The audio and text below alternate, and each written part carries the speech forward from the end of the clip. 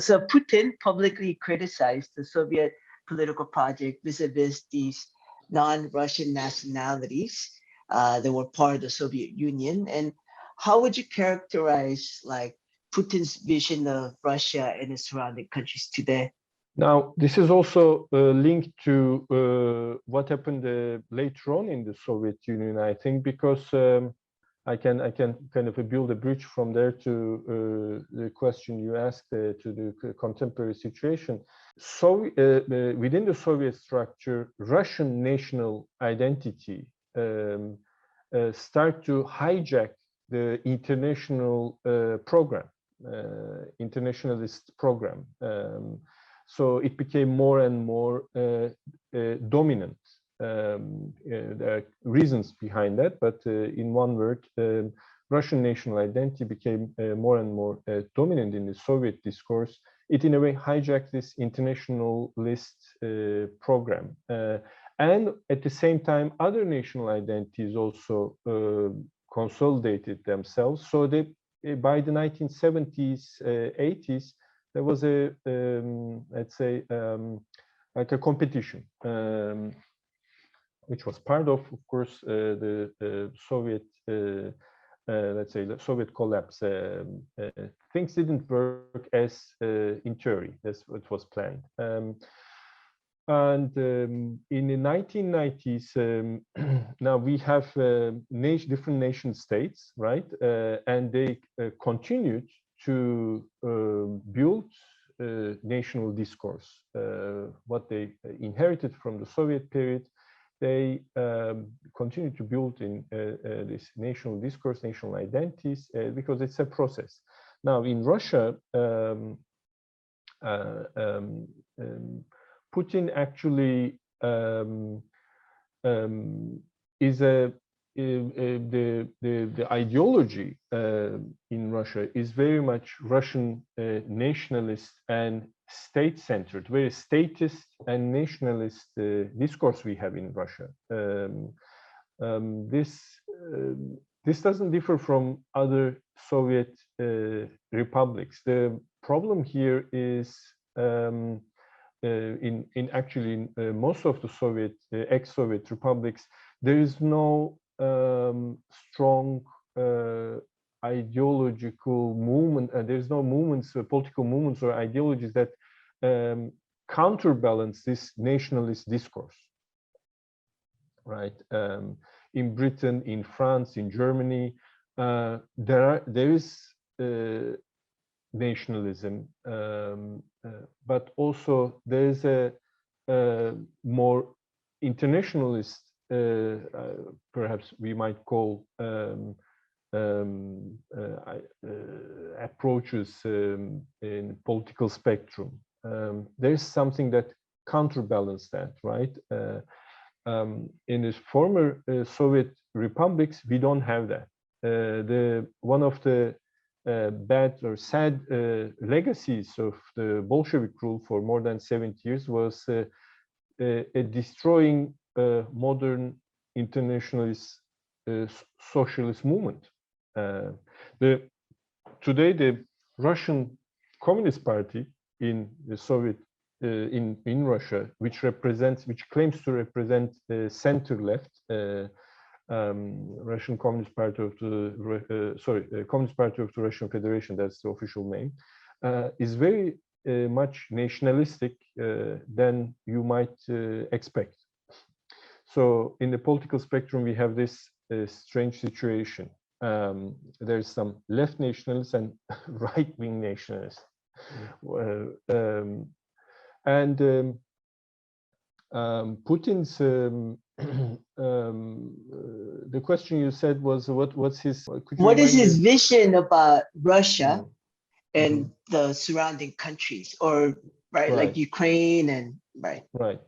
Like there's in terms of foreign policy or security policy, Russian leadership considers adjacent territories to Russia as buffer zones. For them, they are extremely important. for security reasons. This is an understanding of a huge land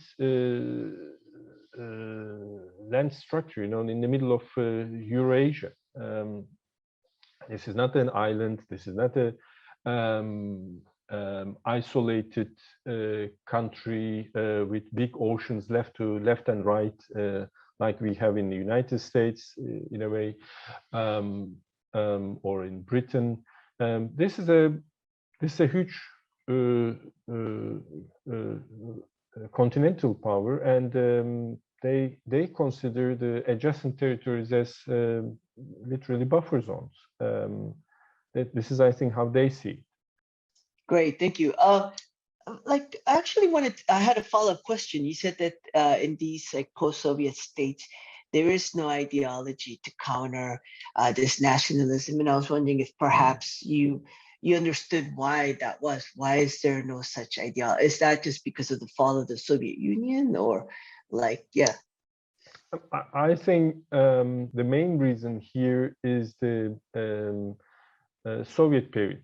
There are certain negative aspects of the Soviet Union all these countries inherited. For instance, there's no strong understanding of individual or institutional autonomy. State and state apparatus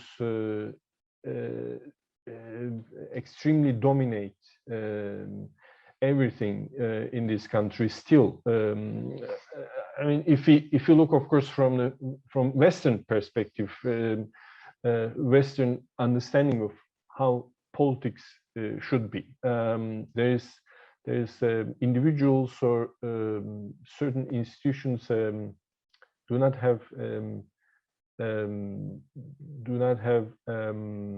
natural rights recognized by the state. Just as another example, you see, and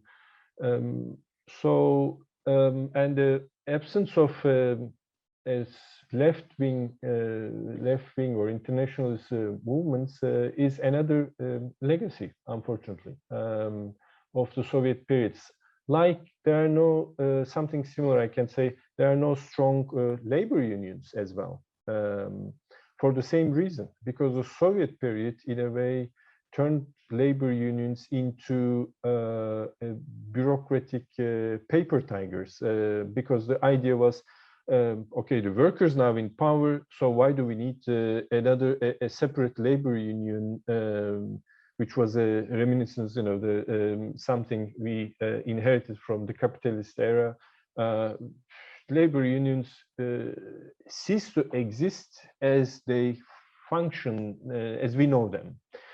Political parties cease to exist as we know them because there was only one party, and if this is the party of the people, so why do we need a second party, right?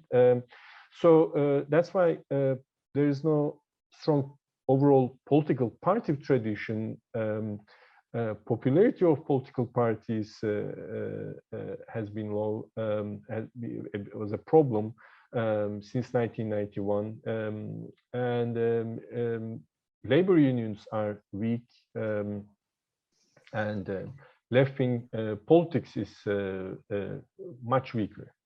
Dr. Yilmaz, would it be fair to, like, if I were to summarize your point, would it be accurate to say that you're saying that the statism, or like very state-centered kind of like aspects of the Soviet Union, that left very little room for, like, once the Soviet Union fell, for like ideologies and parties and whatnot to kind of like to blossom or to emerge?